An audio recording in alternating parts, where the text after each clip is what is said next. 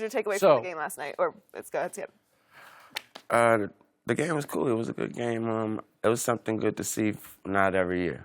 Meaning the format, the team. It was cool. It was cool, but I wouldn't want to see it every year done like that. You wouldn't want to see it every year like that? I thought it because it was more competitive because clearly all the talent's in the West, Wayne. Mm-hmm. I mean, can you imagine if Anthony Davis and KD and Steph and Clay and Russ, all those guys, and then all the East got hurt? I mean, Kevin Love was out, Porzingis was out. True. I mean, like I said, it was good for this year. Let's hope next year everybody, all the East stars, isn't hurt. And if they do it, I always looked at it like, well, this is the time where the best of the East players can get together and show this is the stage you show. No, we don't suck compared to the West, and then go beat them. But they do though. I know. I mean, you got LeBron, you got Kyrie, you got like, if you really look at it, you got like 4 or 5 players in the East, where the West has like 15. They go 15 deep.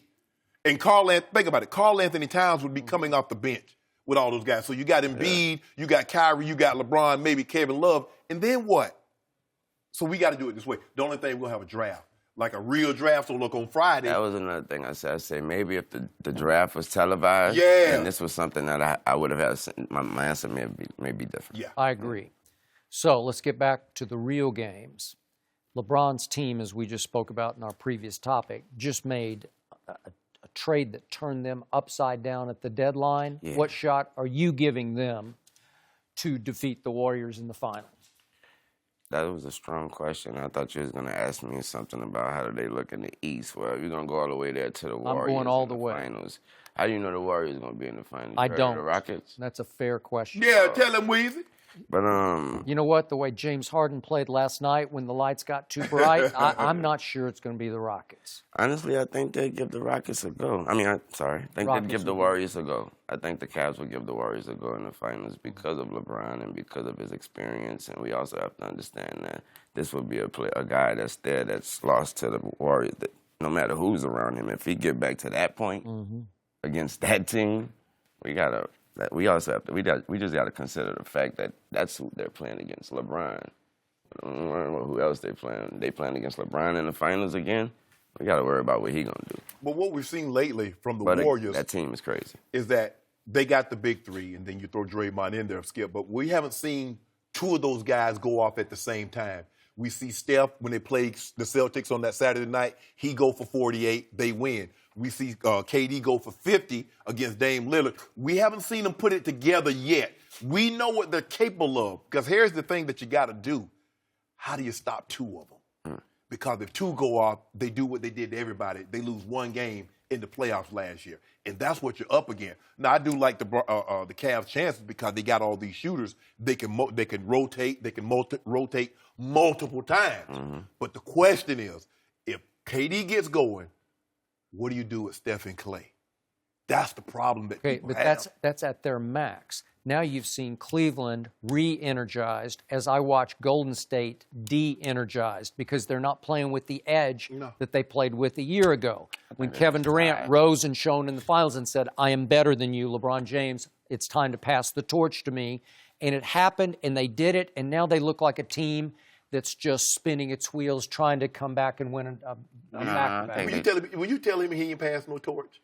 LeBron's still the man. Can you tell Weezy? Can you tell him? Because he won't listen to me. He'll listen to you. I saw the torch get passed right in LeBron's face because he shot that three right in his face. Who did he pass it to?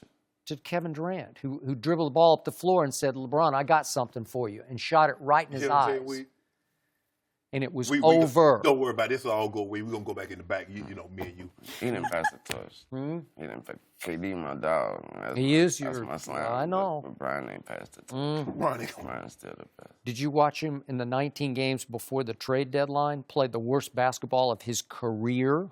You watched the guys around him, too? I did, but again, if you're the best player on the planet, you got to elevate that team a little better than he did. Because it was pathetic. It was almost unwatchable. It was terrible. And then his owner, that he despises, turned the whole thing around at the trade deadline, and that owner deserves to be executive of the year, as I told Kobe you. a beast for that. Yeah, I mean, but he messed it up because he traded He Kyrie did. to begin with. He So did. he should have cleaned up the mess that he made. He cleaned up the mess. And I think it got even better than it was before. When people talk about, oh, don't cry over spilled milk. Yeah, you should cry over if you spilled it in the first place, so clean it up. He cleaned it But up. guess what? I don't look at it that way. You see Isaiah, what Isaiah was doing? You saw that, Wayne. No, I don't look at it that way as he's cleaning up a spilled milk. I look at it as, Kyrie wanted to leave. So we're going to let Kyrie do what we have to do. We have to get whatever we're going to get back from him. And what we got back from him was Isaiah. Sorry, Brian, this is what we're dealing with. I'm going to do my best with this. Okay, Isaiah, you know what, Brian? I'm gonna show you what I can do now as Kobe. Bang, this is what I can do. You know what? Brian just forgot there was even ever a Kyrie all of a sudden. He's playing like a kid in the candy store. So I don't look at it like he cleaned up spilled milk. I look at it like he just redid the whole kitchen and showed Brian this is how I go. Wait, how about this? true. Check this out. You know something about you want to leave, and the man won't let you go willingly. Why he won't let you go, Wayne? Because you want to leave. Because he wants something don't mean you get it, do it. Okay, then. I'm done. You're still hurt over that, aren't you? You Yeah, will not hurt. let that go. As a matter of fact, I had a conversation with Kyrie on Friday night. I'm not going to get into the gist of what we talked about. Why not? But let's just spill it. How about this here? Let's just say he heard everything that I said. So, this trade's still leaving, huh? Oh, you think, Cleveland got the better end of that deal. Oh, so wait, you inspired Kyrie? Oh, no. Everything that I've said on here about that trade, he heard it. Oh, he heard it. And he was telling me verbatim what I actually said. I'm like, God, you special. I don't know if I'm special. I mean, because, Isaiah, me and Isaiah, we right here like this, right? I'm like, nah, put your hand down. You up here, he down Oh, here. he heard that you gave stopped some calling dap. him Unc and started calling him Kyrie again. We might link back up. We might see you in Boston. Ain't no guarantee.